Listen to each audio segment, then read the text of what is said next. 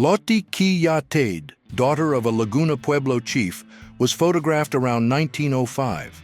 The Kawake attire with belt and bead necklaces marks ceremonial identities. The scene is set in the semi-arid west-central region of New Mexico near Albuquerque, when railroads were beginning to integrate markets and cultures. At the New York World's Fair in 1930, records point to a scene that attracted visitors. A Hopi woman in ritual attire and side-roll hairstyle presented her twin babies. The episode took place in an area dedicated to indigenous cultures, where motherhood and clothing illustrated daily practices and the identity of the Hopi people. Texas desperado no longer exists, the newspapers noted. John Wesley Hardin, a gunslinger forged in post-Civil War violence, fell at the Acme Saloon in El Paso when Officer John Selman fired. It was August 19, 1895. The outcome crowned years of escapes, trial, and prison. The obituary sealed a cycle of crime and the decline of the Old West. An image from 1908, attributed to Roland Reed, shows a woman of the Ojibwa people. At the turn of the 20th century, Ojibwa communities lived among the Great Lakes, with seasonal cycles of fishing and gathering, birch bark and beadwork arts. The photograph points to cultural continuity and the encounter with the technical modernity of the time. Don't forget to subscribe and comment where you're watching from. In the late years of the 19th century, the figure of Rattlesnake Pete emerged on the Umatilla Indian Reservation in Oregon. There, Cayuse, Umatilla, and Walla Walla communities negotiated adaptations to federal policies, the presence of missionaries, and regional markets. Ritual traditions persisted while the government agency imposed schools and land limits. Recorded in 1907 in the Bolivian Andes, the image is considered the last known photograph of Butch Cassidy and the Sundance Kid. Cassidy is seen mounted on a mule.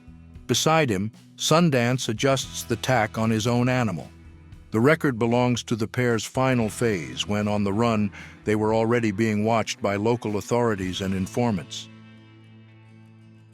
Carl Wernitz's photograph, made in 1900 in Arizona, shows two young Hopi by the window. The rolled hairstyle indicates youth and social roles. At the turn of the century, villages on the mesas of the Colorado Plateau received artists, traders, and travelers. Their gazes follow that approaching world. In 1885, Ben Whittick photographed Sergeant Jim, an Apache scout from White Mountain. The image documents the role of scouts in U.S. Army campaigns in the Southwest, when they acted as guides and mediators between troops and villages. The portrait became a source for studies on indigenous leadership and the frontier at the end of the Apache Wars. In 1907, Emerson Hough portrayed him in The Story of the Outlaw.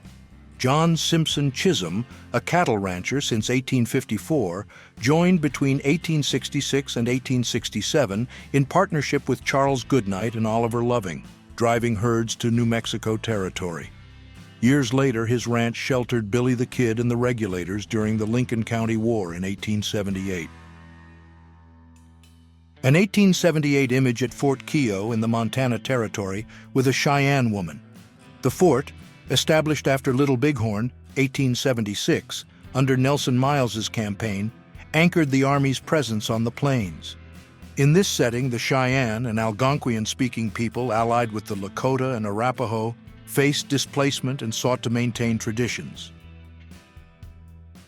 In 1900, in New Mexico, Native women from different peoples sold pots in local markets.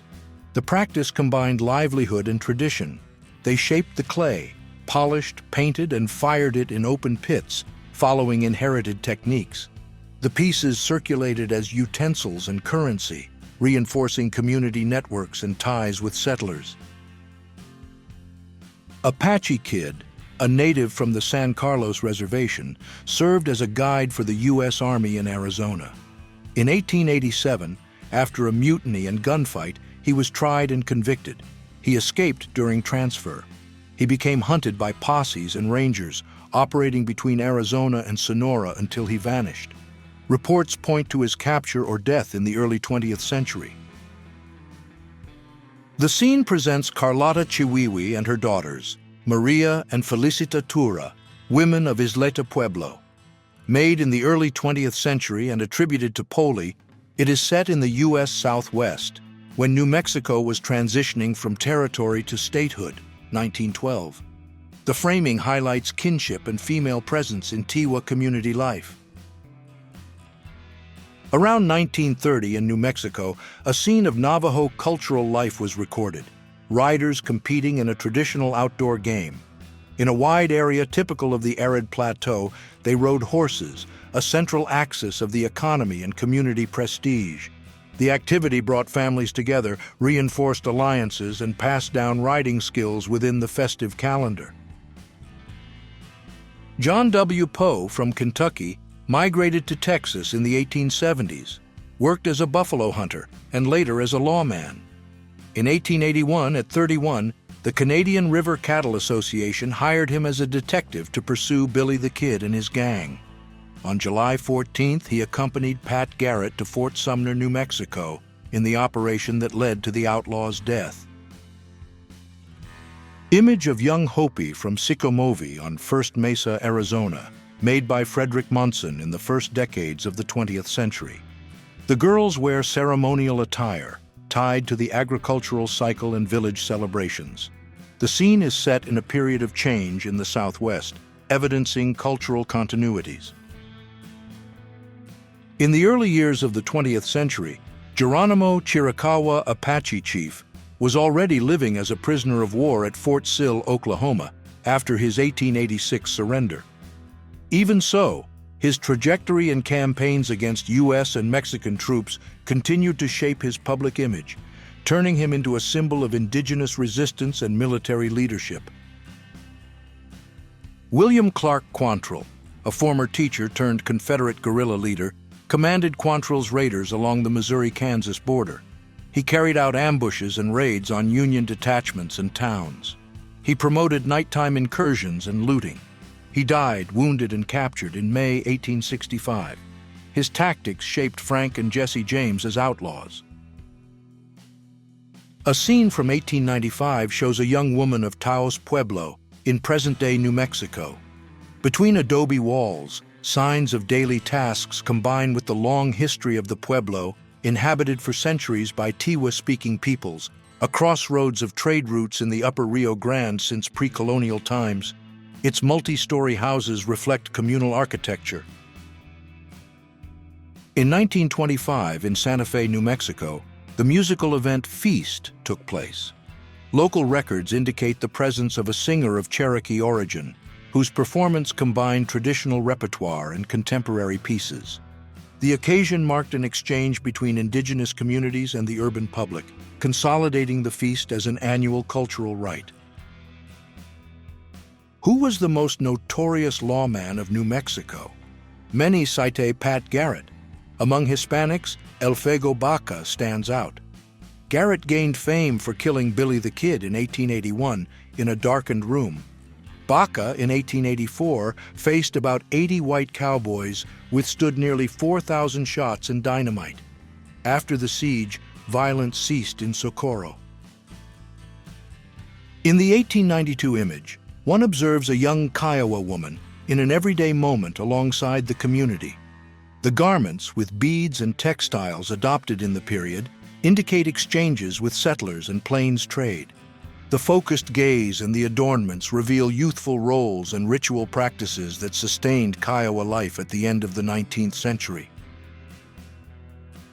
In 1900, photographer Carl Wertens, known for documenting Native American peoples, captured the portrait of Chief Alquice's daughter, a leader of the White River Apache in Arizona.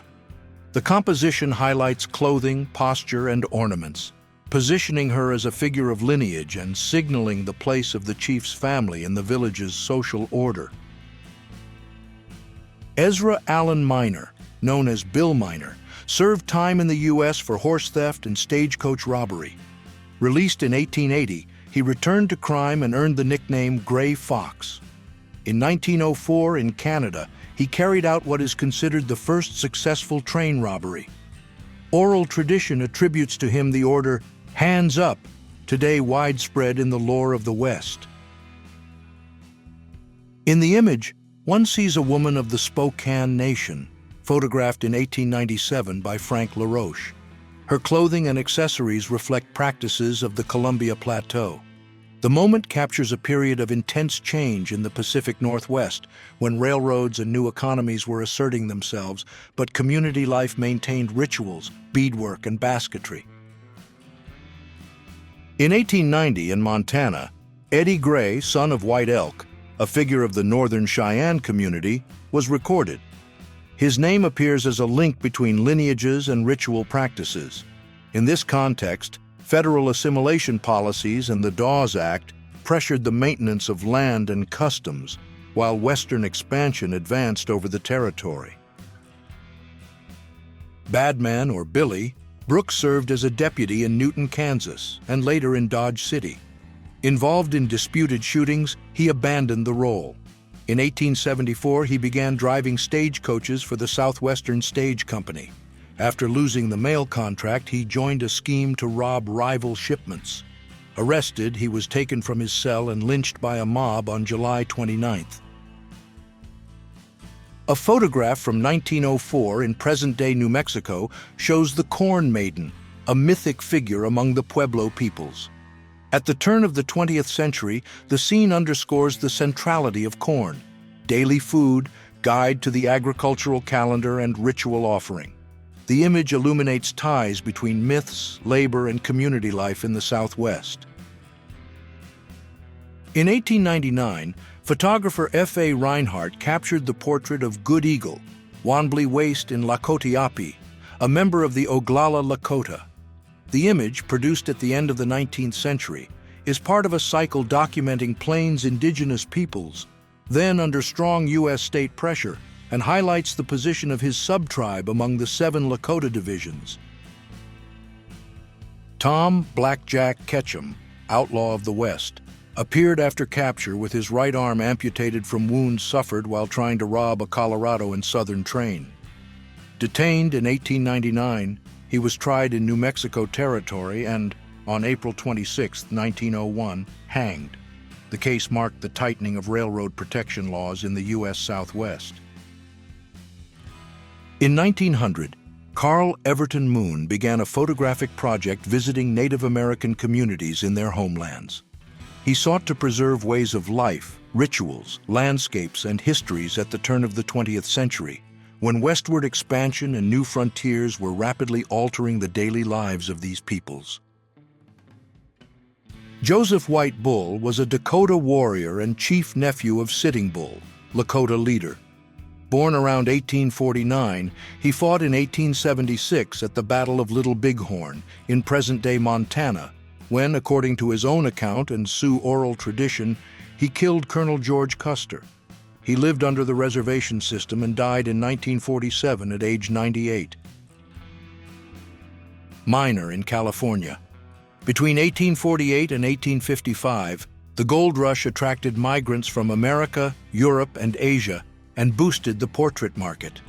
Studios recorded in daguerreotype and ambrotype men with pans and pickaxes to prove their trade, send to family, or advertise themselves. Today, these images are central to the iconography of the Old West. A woman of the Taos Pueblo people, photographed in the 1880s in the territory of New Mexico. The scene allows us to observe dark wool clothing, a shawl over the shoulders, turquoise necklaces, and traditional hairstyle. In the background, adobe houses indicate the communal role. The expression suggests a daily life marked by rituals, trade, and agricultural seasonality.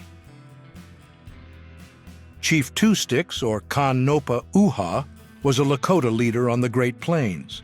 He was part of the Ochethi-Sakowing, 7 council fires, the Sioux Confederation with collective leadership. He acted in diplomatic and military decisions. He received the name Nom Kappa, knocks down 2, after fighting UTEs and felling 2 horses with a single blow of a war club. Probable mistake.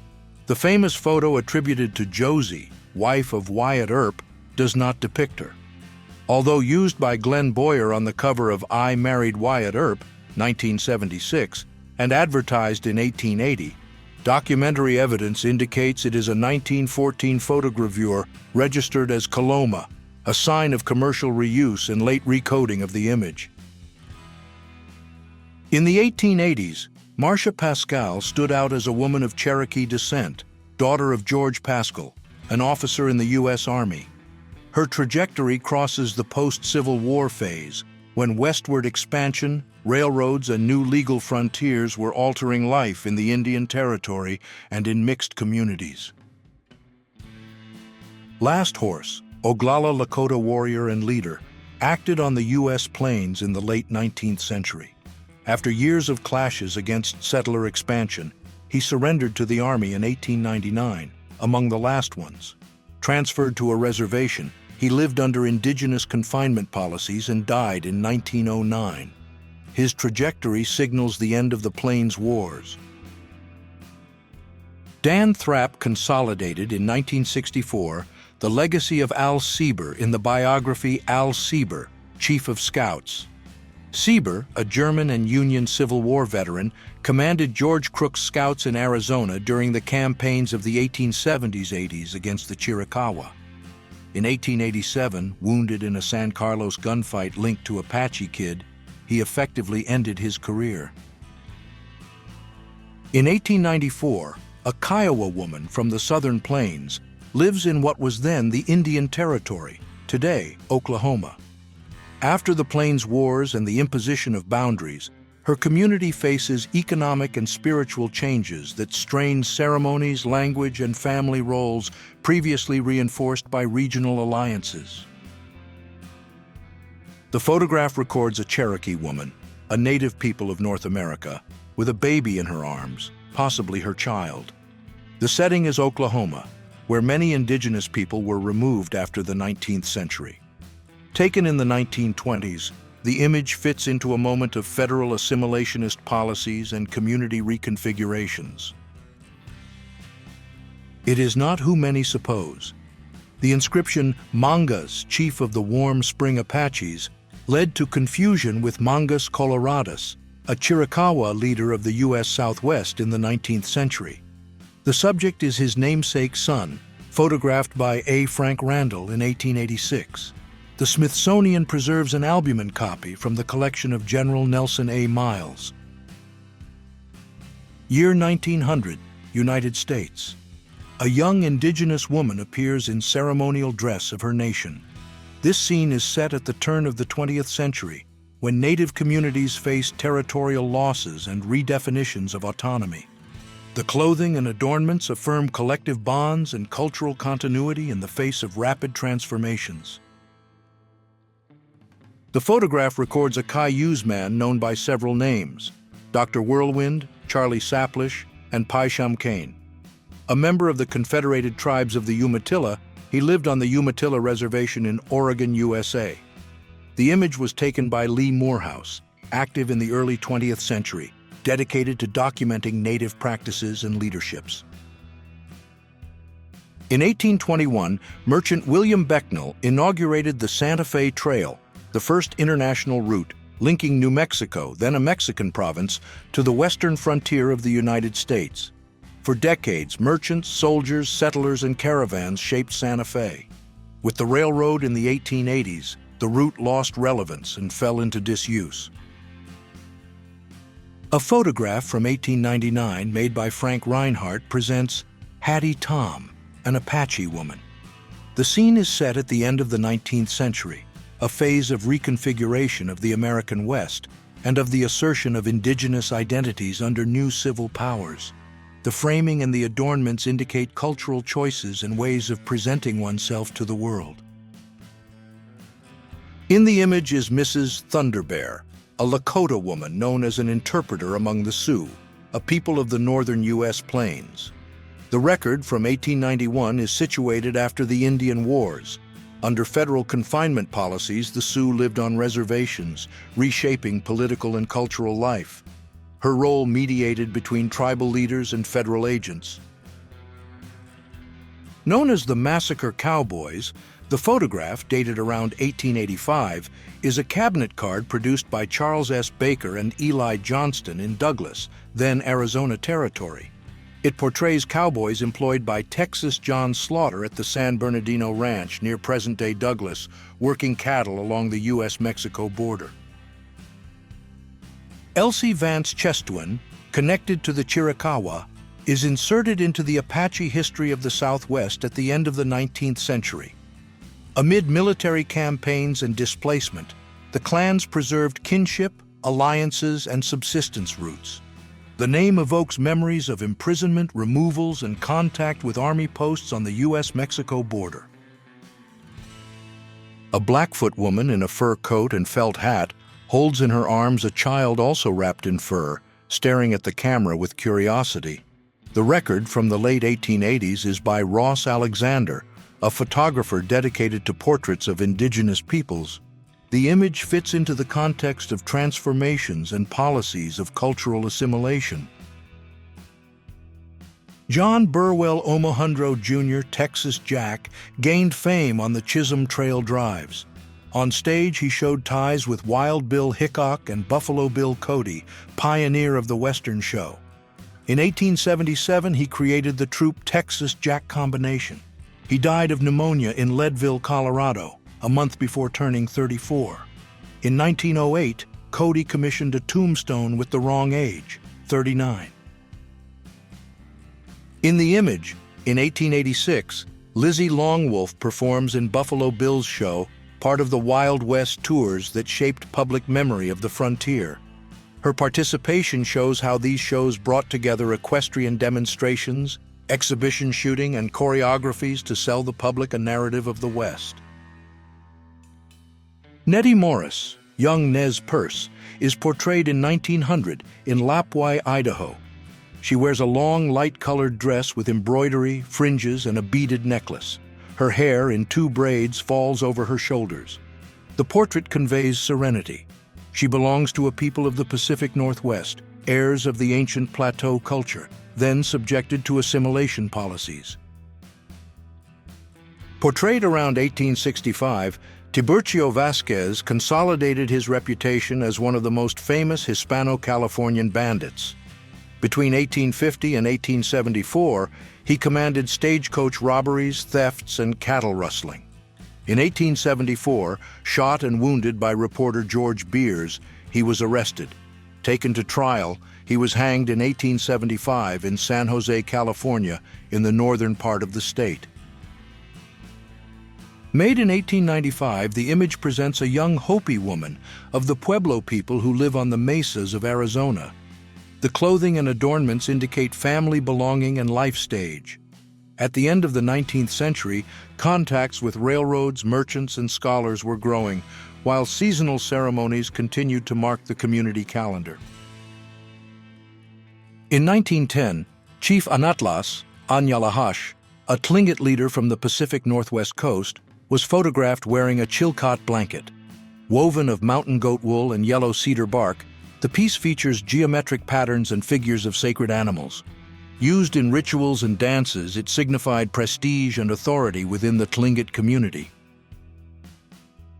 A cabinet card from 1875 portrays Ben Thompson, notorious gunman and chief of police of Austin, in a half-length pose, formal attire against a neutral background. Printed and mounted on stiff card, the image follows the commercial standard of the time, intended for sale and circulation in family albums. Studio-produced, it is typical of 19th century photography. In 1899, Frank Reinhardt photographed Hattie Tom, a Chiricahua Apache woman.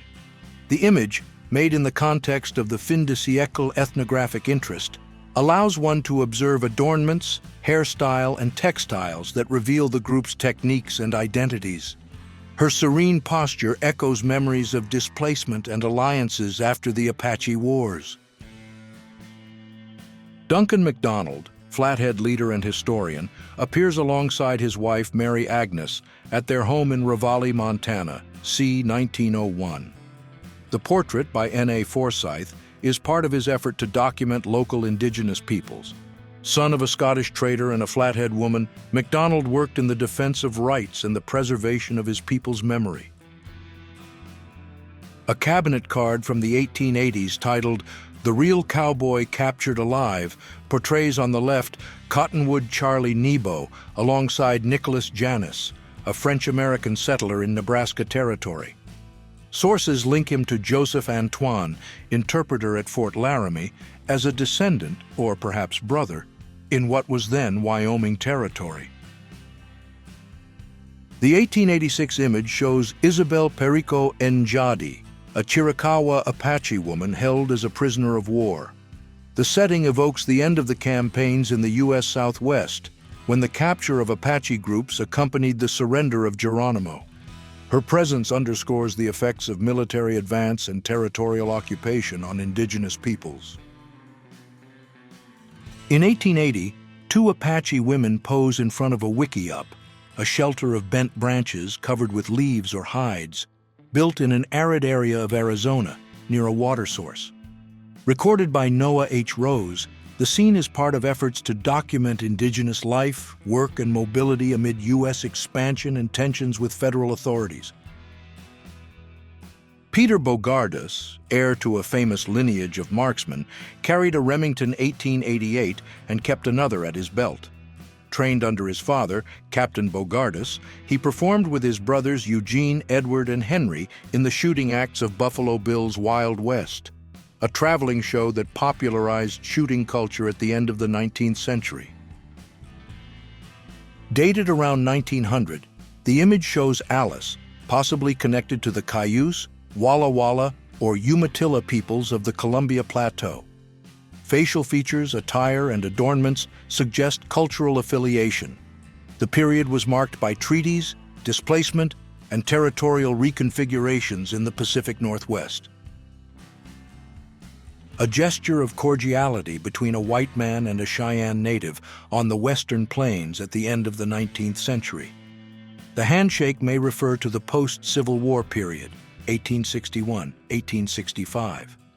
At that time, Cheyenne and Arapaho, allies of the Sioux, inhabited the region and resisted American troops who advanced to occupy their lands and decimate the buffalo.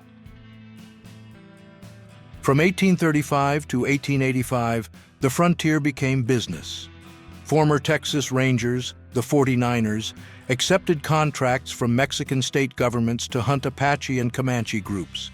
Paid by private companies, they advanced from ranch to ranch. The proof of the work? Human scalps, receipts that sustained a market, all supported by official payments. Dated 1885, the image shows a young Comanche woman. Her hairstyle, the beads, and the textile indicate craft practices and commercial contact in the southern Great Plains.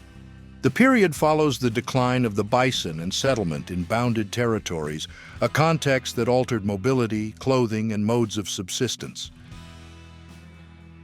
In 1916, H.C. Tibbets recorded a young Apache woman in the arid U.S. Southwest. She carries, balanced on her head, a basket ola made of braided straw, used to store water obtained from seasonal rivers or wells.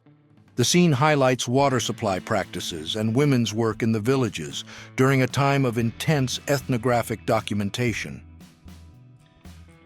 In the photo, around 1850, a bullwhacker of the fund raises the whip that guided oxen pulling heavy wagons. This trade, practiced by men and also by some women, kept convoys moving and sustained commerce before the arrival of the rails.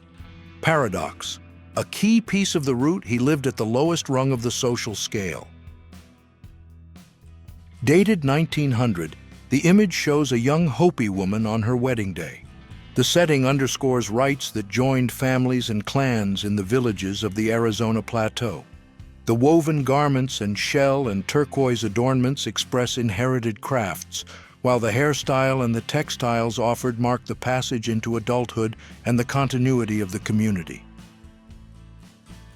In 1873, men tasked with measuring and mapping lands of the American West used a travois, an A-shaped wooden frame for dragging, to carry instruments and supplies. The scene was recorded by William Henry Jackson, famous for Yellowstone and for participating in U.S. government geological and geographic expeditions. A carte de visite from 1878, with the portrait of Charles Baudry alongside his wife Manuela, survived stained with blood. It was taken from Baudry's body after the shootout at Stinking Springs, New Mexico, on December 23, 1880, when Lincoln County Sheriff Pat Garrett killed him, and in the same strike, captured Billy the Kid. In the 1886 image, Julie Nelson is glimpsed dressed according to the social codes of the late 19th century. The attire, hair arrangement, and posture reflect expectations of respectability amid urbanization and industrial expansion. The look and the pose suggest control and self-awareness before the camera of the period. Studio portrait of As-Sau-Ta Ka, White Horse of the Pawnee Nation.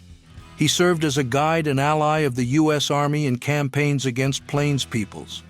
The photo is from 1870, about 2 years after he joined the Hayden expedition to Yellowstone. The author, William Henry Jackson, a Civil War veteran, was a pioneer of Western photography. In 1887, Cherokee leader Ned Christie became a target after being accused, without evidence, of killing federal deputy Dan Maples. Years of pursuit followed in Indian Territory with sieges and escapes. In 1892, a posse blew up his refuge and executed him. Afterwards, lawmen tied his body to a door and posed for photos, displaying it as a trophy. In 1895, George A. Addison paints Amy and Carrie Kiowa, placing 2 figures on Kiowa Island off the coast of South Carolina. In the post-Reconstruction era, when barrier islands connected fishing and cotton, the scene highlights clothing, posture, and objects, linking local lives to tides and coastal commerce, in an attentive look at materiality and environment. Pebo was a native of the Comanche Nation, a Uto-Aztecan-speaking people who controlled the southern plains between the 18th and 19th centuries. He lived in Oklahoma, incorporated as Indian Territory after federal removal policies. The region recorded contact with settlers and the U.S. Army. He was born in 1911. His death is not recorded in the sources. In the 1880s, young Comanche women stood out as central agents of collective life, responsible for preparing food, setting up and leading camps, working leather and managing exchanges. They sustained mobile economic networks tied to buffalo hunting and regional trade. They transmitted languages, songs, and rituals, articulating kinship and alliances. Their actions shaped cultural continuities in a period of rapid change on the plains. In 1879, Modisi, a young Hopi from Walpi, Arizona, USA, was recorded by John Hillers, a photographer in federal expeditions. In the image, she sits with her hands on her lap, wearing clothing typical of the group, and behind her is a fabric with geometric patterns. The portrait is part of a series that mapped Hopi daily life and architecture at the end of the 19th century. Geronimo, Apache chief and central figure of resistance to U.S. expansion, was portrayed in 1905 by Edward S. Curtis. In the portrait, he appears serious, wearing a hat and scarf, holding a rifle. The image is part of the project The North American Indian, a documentary collection of more than 40,000 photographs assembled by Curtis, dedicated to Native peoples.